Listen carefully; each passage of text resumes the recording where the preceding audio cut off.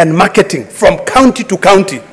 I'd be very happy if I come to Nairobi or I go to another big show, which we don't do this often, Mr. Speaker, to see coffee from Narok, coffee from Kitale, coffee from Nyeri, coffee from Thika, and people are competing based on that. And those regulations cannot be uniform, in my view, Mr. Speaker.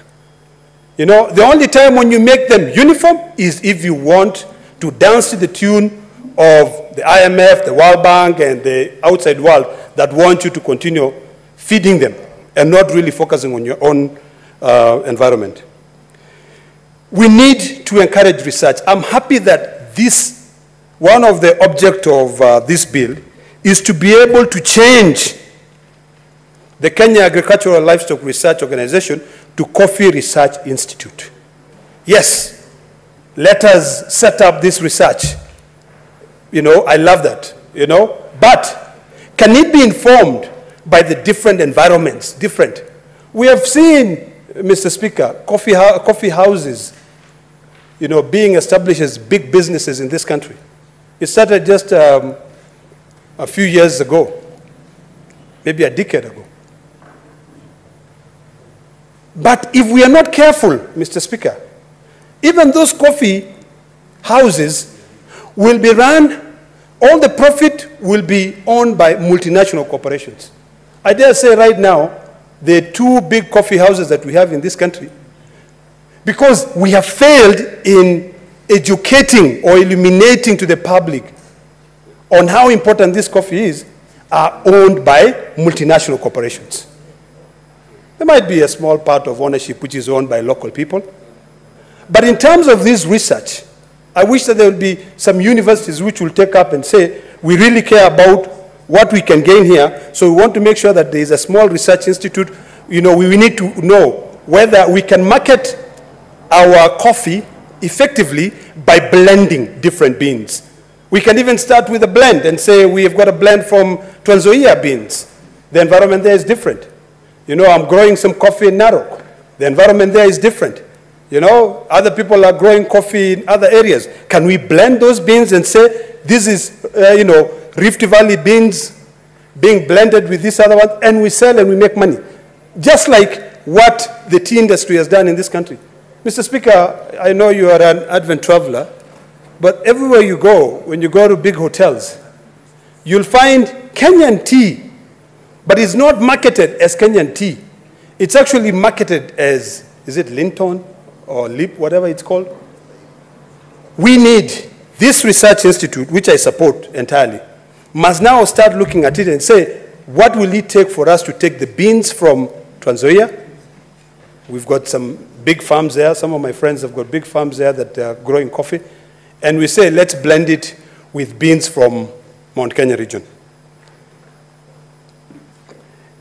Very, very important, and I hope that one of the reasons why I'm also supporting this is to be able to, these regulations that we are talking about must be able to clearly define the pricing mechanism.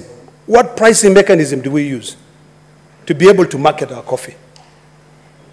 If you go to Starbucks, Mr. Speaker, you will find that, you know, Kenyan coffee is not branded or sold as coffee from Mount Kenya, coffee from this area. It's just Kenya. Ethiopia coffee, Ethiopia coffee. But Kenya is different. We're a nation of 45 different nations, you know, different environments. So we need to be proud of that. So in terms of the pricing, that pricing goes also with the issue of transparency and accountability, Mr. Speaker. Mr. Speaker, the tea sector, people used to trade tea, but all the auctioning would happen in Mombasa. You know, they would take all the tea, they'll get on the train, they'll ride on the train all the way to Mombasa, and they'll auction the tea there. So the pricing will be decided there, based on that auction. Not where the tea is produced. Mombasa doesn't produce tea. So I think it is timely that we look at it. One of the things that I would like us to take away, although, as I said, I'd like us to take away from this bill, is this role of really empowering cabinet secretaries. What we need to be doing is empowering CCs in charge of agriculture in counties. If you look at, as an example, Section 94 of the bill, it says, the Cabinet Secretary may, in consultation with the board, make regulations prescribing anything that may be prescribed under this act. Why on earth are we giving these Cabinet Secretaries such powers? Mr. Speaker, I think we need to wake up. And there's normally, as I normally say, we smell the coffee. Agriculture is devolved. Yes, the Cabinet Secretary formulate policies on different sectors, but do we really want to give him so much power such that Governor Mutembei in Trans Nzoia cannot sit with his CC and go directly to the people there and say, can we work together as a cooperative and come up with policies or come up with a board to make regulations on how we are going to trade, how we are going to make money. Everything must be about making money. We make money, we live well. You know, being poor, and especially now, is one of the most expensive things you can ever have. But it's not that we're poor.